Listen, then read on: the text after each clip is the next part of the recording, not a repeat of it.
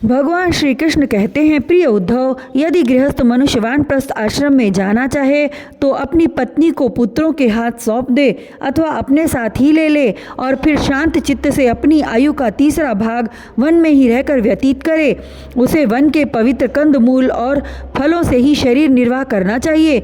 वस्त्र की जगह वृक्षों की छाल पहने अथवा घास पात और मृग छाल से ही काम निकाल ले। केश, रोएं, नख और मूछ दाढ़ी रूप शरीर के मल को हटावे नहीं, दातुन न करे, जल में घुसकर त्रिकाल स्नान करे और धरती पर ही पड़ रहे।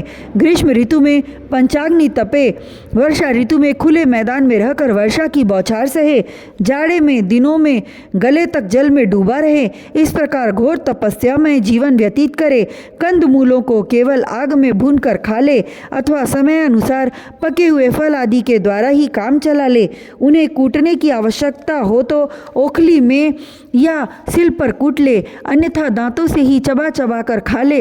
वानप्रस्थाश्रमी को चाहिए कि कौन सा पदार्थ कहाँ से लाना चाहिए, किस समय लाना चाहिए, कौन कौन पदार्थ अपने अनुकूल हैं, इन बातों को जानकर अपने जीवन निर्वाह के लिए स्वयं ही सब प्रकार के कंद मूल फल आदि ले आवे। देश काल आदि से अनभिज्ञ लोगों से लाए हुए अथवा दूसरे समय के संचित पदार्थों को अपने काम में न ले। निवार आदि जंगली अन्न से ही चरु पुरोडाश आदि तैयार करे और उन्हीं से समयोचित आग्रयण आदि वैदिक कर्म करे। वानप्रस्थ हो जाने पर वेद विहित पशुओं द्वारा मेरा यजन न करे। वेद वेत्ताओं ने वानप्रस्थी के लिए अग्निहोत्र, दर्श, पौष मास और चातुर्मास्य आदि का वैसा ही विधान किया है जैसा गृहस्थों के लिए है। इस प्रकार घोर तपस्या करते करते मांस सूख जाने के कारण वानप्रस्थी की एक एक नस दिखने लगती है। वह इस तपस्या के द्वारा मेरी आराधना करके पहले तो ऋषियों के लोक में जाता है और वहाँ से फिर मेरे पास आ जाता है, क्योंकि तप मेरा ही स्वरूप है। प्रिय उद्धव, जो पुरुष बड़े कष्ट से किए हुए और मोक्ष देने वाले इस महान तपस्या को स्वर्ग, ब्रह्मलोक आदि छोटे मोटे फलों की प्राप्ति के लिए करता है, उससे बढ़कर मूर्ख और कौन होगा। इसलिए तपस्या का अनुष्ठान निष्काम भाव से ही करना चाहिए। प्यारे उद्धव, वानप्रस्थी जब अपने आश्रमोचित नियमों का पालन करने में असमर्थ हो जाए, बुढ़ापे के कारण उसका शरीर कांपने लगे, तब यज्ञाग्नियों को भावना के द्वारा अपने अंतःकरण में आरोपित कर ले और अपना मन मुझ में लगाकर अग्नि में प्रवेश कर जाए। यह विधान केवल उनके लिए है जो विरक्त नहीं हैं। यदि उनकी समझ में यह बात आ जाए कि काम्य कर्मों से उनके फलस्वरूप जो लोक प्राप्त होते हैं वे नरकों के समान ही दुखपूर्ण हैं और मन में लोक परलोक से पूरा वैराग्य हो जाए, तो विधिपूर्वक यज्ञाग्नियों का परित्याग करके संन्यास ले ले। जो वानप्रस्थी सन्यासी होना चाहे वह पहले वेद विधि के अनुसार 8 प्रकार के श्राद्ध और प्रजापत्य यज्ञ से मेरा यजन करे। इसके बाद अपना सर्वस्व ऋत्विजों को दे दे, यज्ञाग्नियों को अपने प्राणों में लीन कर ले और फिर किसी भी स्थान, वस्तु और व्यक्तियों की अपेक्षा न रहकर स्वच्छंद विचरण करे। उद्धव जी, जब ब्राह्मण संन्यास लेने लगता है तब देवता लोग स्त्री पुत्र आदि सगे संबंधियों का रूप धारण करके उसके संन्यास ग्रहण में विघ्न डालते हैं। वे सोचते हैं कि अरे, यह तो हम लोगों की अवहेलना कर हम लोगों को लांघ कर परमात्मा को प्राप्त होने जा रहा है।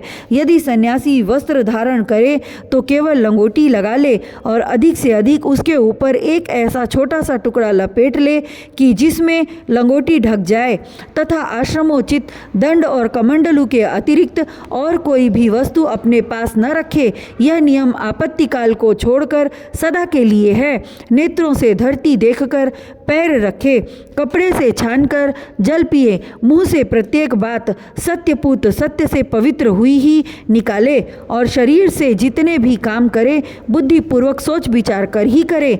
वाणी के लिए मौन, शरीर के लिए निश्चेष्ट स्थिति और मन के लिए प्राणायाम दंड है। जिसके पास ये तीनों दंड नहीं हैं, वह केवल शरीर पर बांस के दंड धारण करने से दंडी स्वामी नहीं हो जाता। सन्यासी को चाहिए कि जातिच्युत और गोघाती आदि पतितों को छोड़कर चारों वर्णों की भिक्षा ले। केवल अनिश्चित 7 घरों से जितना मिल जाए उतने से ही संतोष कर ले। इस प्रकार भिक्षा लेकर बस्ती के बाहर जलाशय पर जाए, वहाँ हाथ पैर धोकर जल के द्वारा भिक्षा पवित्र कर ले। फिर शास्त्रोक्त पद्धति से जिन्हें भिक्षा का भाग देना चाहिए उन्हें देकर जो कुछ बचे उसे मौन होकर खा ले। दूसरे समय के लिए बचाकर न रखे और न अधिक मांग कर ही लाए। सन्यासी को पृथ्वी पर अकेले ही विचरना चाहिए, उसकी कहीं भी आसक्ति न हो, सब इंद्रियां अपने वश में हों, वह अपने आप में ही मस्त रहे, आत्म प्रेम में ही तन्मय रहे, प्रतिकूल से प्रतिकूल परिस्थितियों में भी धैर्य रखे और सर्वत्र समान रूप से स्थित परमात्मा का अनुभव करता रहे। सन्यासी को निर्जन और निर्भय एकांत स्थान में रहना चाहिए। उसका हृदय निरंतर मेरी भावना से विशुद्ध बना रहे। वह अपने आप को मुझसे अभिन्न और अद्वितीय अखंड के रूप में चिंतन करे। वह अपनी ज्ञान निष्ठा से चित्त के बंधन और मोक्ष पर विचार करे तथा निश्चय करे कि इंद्रियों का विषयों के लिए विक्षिप्त होना, चंचल होना बंधन है और उनको संयम में रखना ही मोक्ष है। इसलिए सन्यासी को चाहिए कि मन एवं 5 ज्ञान इंद्रियों को जीत ले, भोगों की क्षुद्रता समझकर उनकी ओर से सर्वथा मुंह मोड़ ले और अपने आप में ही परम आनंद का अनुभव करे। इस प्रकार वह मेरी भावना से भरकर पृथ्वी में विचरता रहे। केवल भिक्षा के लिए ही नगर, गांव, अहीरों की बस्ती या यात्रियों की टोली में जाए। पवित्र देश, नदी, पर्वत, वन और आश्रमों से पूर्ण पृथ्वी में बिना ही ममता जोड़े घूमता फिरता रहे। भिक्षा भी अधिकतर वानप्रस्थियों के आश्रम से ही ग्रहण करे, क्योंकि कटे हुए खेतों के दाने से बनी हुई भिक्षा शीघ्र ही चित्त को शुद्ध कर देती है और उससे बचा खुचा मोह दूर होकर सिद्धि प्राप्त हो जाती है। विचारवान सन्यासी दृश्यमान जगत को सत्य वस्तु कभी न समझे, क्योंकि यह तो प्रत्यक्ष ही नाशवान है। इस जगत में कहीं भी अपने चित्त को लगाए नहीं। इस लोक और परलोक में जो कुछ करने पाने की इच्छा हो उससे विरक्त हो जाए। सन्यासी विचार करे कि आत्मा में जो मन, वाणी और प्राणों का संघात रूप यह जगत है, वह सारा का सारा माया ही है। इस विचार के द्वारा इसका बाध करके अपने स्वरूप में स्थित हो जाए और फिर कभी उसका स्मरण भी न करे। ज्ञाननिष्ठ, विरक्त, मुमुक्ष और मोक्ष की भी अपेक्षा न रखने वाला मेरा भक्त आश्रमों की मर्यादा में बद्ध नहीं है। वह चाहे तो आश्रमों और उनके चिन्हों को छोड़ छाड़कर वेद शास्त्र के विधि निषेधों से परे होकर स्वच्छंद विचरे।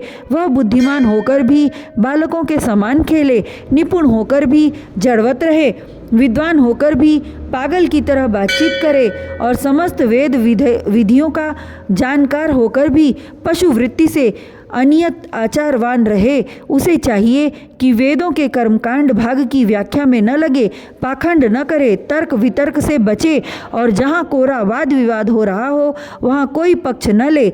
वह इतना धैर्यवान हो कि उसके मन में किसी भी प्राणी से उद्वेग न हो और वह स्वयं भी किसी प्राणी को उद्विग्न न करे, उसकी कोई निंदा न करे तो प्रसन्नता से सह ले, किसी का अपमान न करे। प्रिय उद्धव, सन्यासी इस शरीर के लिए किसी से भी वैर न करे। ऐसा वैर तो पशु करते हैं। जैसे एक ही चंद्रमा जल से भरे हुए विभिन्न पात्रों में अलग अलग दिखाई देता है, वैसे ही एक ही परमात्मा समस्त प्राणियों में और अपने में भी स्थित है। सबकी आत्मा तो एक है ही, पंचभूतों से बने हुए शरीर भी सबके एक ही हैं, क्योंकि सब 5 भौतिक ही तो हैं। ऐसी अवस्था में किसी से भी वैर विरोध करना अपना ही वैर विरोध है। प्रिय उद्धव, सन्यासी को किसी दिन यदि समय पर भोजन न मिले तो उसे दुखी नहीं होना चाहिए और यदि बराबर मिलता रहे तो हर्षित न होना चाहिए। उसे चाहिए कि वह धैर्य रखे, मन में हर्ष और विषाद दोनों प्रकार के विकार न आने दे, क्योंकि भोजन मिलना और न मिलना दोनों ही प्रारब्ध के अधीन हैं। भिक्षा अवश्य मांगनी चाहिए। ऐसा करना उचित ही है, क्योंकि भिक्षा से ही प्राणों की रक्षा होती है। प्राण रहने से ही तत्व का विचार होता है और तत्व विचार से ही तत्व ज्ञान होकर मुक्ति मिलती है। सन्यासी को प्रारब्ध के अनुसार अच्छी या बुरी जैसी भी भिक्षा मिल जाए उसी से पेट भर ले। वस्त्र और बिछौने भी जैसे मिल जाएं उन्हीं से काम चला ले। उनमें अच्छेपन या बुरेपन की कल्पना न करे। जैसे मैं परमेश्वर होने पर भी अपनी लीला से ही शौच आदि शास्त्रोक्त नियमों का पालन करता हूँ, वैसे ही ज्ञाननिष्ठ पुरुष भी शौच, आचमन, स्नान और दूसरे नियमों का लीला से ही आचरण करे। वह शास्त्र विधि के अधीन होकर विधि किंकर होकर न करे, क्योंकि ज्ञाननिष्ठ पुरुष को भेद की प्रतीति ही नहीं होती। जो पहले थी वह भी मुझ सर्वात्मा के साक्षात्कार से नष्ट हो गई। यदि कभी कभी मरण पर्यंत बाधित भेद की प्रतीति भी होती है, तब भी देहपात हो जाने पर वह मुझसे एक हो जाता है। उद्धव जी, यह तो हुई ज्ञानवान की बात। अब केवल वैराग्यवान की बात सुनो। जितेंद्रिय पुरुष जब यह निश्चय हो जाए कि संसार के विषयों के भोग का फल दुख ही दुख है, तब वह विरक्त हो जाए और यदि वह मेरी प्राप्ति के साधनों को न जानता हो तो भगवत चिंतन में तन्मय रहने वाले ब्रह्मनिष्ठ सद्गुरु की शरण ग्रहण करे। वह गुरु की दृढ़ भक्ति करे, श्रद्धा रखे और उनमें दोष कभी न निकाले। जब तक ब्रह्म का ज्ञान हो तब तक बड़े आदर से मुझे ही गुरु के रूप में समझता हुआ उनकी सेवा करे। किंतु जिसने 5 इंद्रियां और मन इन 6 पर विजय नहीं प्राप्त की है, जिसके इंद्रिय रूप घोड़े और बुद्धि रूपी सारथी बिगड़े हुए हैं और जिसके हृदय में न ज्ञान है और न तो वैराग्य, वह यदि त्रिदंडी सन्यासी का वेश धारण कर पेट पालता है तो वह सन्यास धर्म का सत्यानाश ही कर रहा है और अपने पूज्य देवताओं को, अपने आप को और अपने हृदय में स्थित मुझको ठगने की चेष्टा करता है। अभी उस वेश मात्र के सन्यासी की वासनाएं क्षीण नहीं हुई हैं, इसलिए वह इस लोक और परलोक दोनों से हाथ धो बैठता है। सन्यासी का मुख्य धर्म है शांति और अहिंसा। वानप्रस्थी का मुख्य धर्म है तपस्या और भगवन भाव। गृहस्थ का मुख्य धर्म है प्राणियों की रक्षा और यज्ञ याग तथा ब्रह्मचारी का मुख्य धर्म है आचार्य की सेवा। गृहस्थ भी केवल ऋतुकाल में ही अपनी स्त्री का सहवास करे। उसके लिए भी ब्रह्मचर्य, तपस्या, शौच, संतोष और समस्त प्राणियों के प्रति प्रेम भाव ये मुख्य धर्म है। मेरी उपासना तो सभी को करनी चाहिए। जो पुरुष इस प्रकार अनन्य भाव से अपने वर्णाश्रम धर्म के द्वारा मेरी सेवा में लगा रहता है और समस्त प्राणियों में मेरी भावना करता रहता है, उसे मेरी अविचल भक्ति प्राप्त हो जाती है। उद्धव जी, मैं संपूर्ण लोकों का एकमात्र स्वामी, सबकी उत्पत्ति और प्रलय का परम कारण ब्रह्म हूँ। नित्य निरंतर बढ़ने वाली अखंड भक्ति के द्वारा वह मुझे प्राप्त कर लेता है। इस प्रकार वह गृहस्थ अपने धर्म पालन के द्वारा अंतःकरण को शुद्ध करके मेरे ऐश्वर्य को, मेरे स्वरूप को जान लेता है और ज्ञान विज्ञान से संपन्न होकर शीघ्र ही मुझे प्राप्त कर लेता है। मैंने तुम्हें यह सदाचार रूप वर्णाश्रम धर्मियों का धर्म बतलाया है।